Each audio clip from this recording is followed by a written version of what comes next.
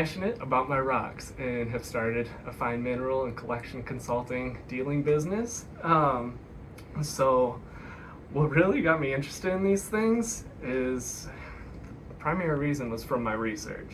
And so being able to go out into the field to grab boulders and rocks and just slice them open and literally read them like books, figuring out how they grew, what minerals are within them, and we can figure out so much about the earth just looking at this piece of a rock that we wouldn't think anything about looking at it before slicing. But so my really passion for minerals came from looking at these things, but then understanding what they're supposed to look like in their ideal forms and what you would see in a museum.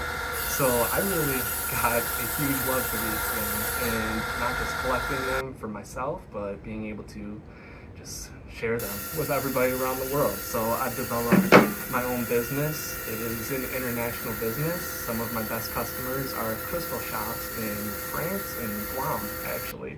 And so I've been able to not just share my joys for these things, but educate people about geology through all of this here. And it's been an amazing business so far, and something that I do plan to just keep growing. It has grown exponentially in the time that I've been a student here at CMU, but once I have the time and income to support and a really growing inventory, I'll be able to make something big with it.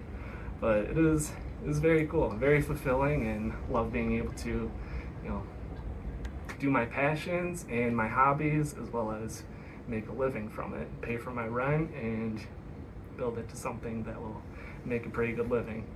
But yeah, so when I was a student at Colorado School of Mines, they have a geology museum, which is just a big museum full of fine mineral specimens. And so I started working as a student aide there, and seeing those collections every day, walking in and just being surrounded by all of these amazing mineral specimens was, that was really formative for me, and gave me just a huge inspiration to have things like that someday, and not just have things like that, but learn as much as I can about them and kind of share that knowledge too, and share all of these minerals that people wouldn't see unless they went to a museum.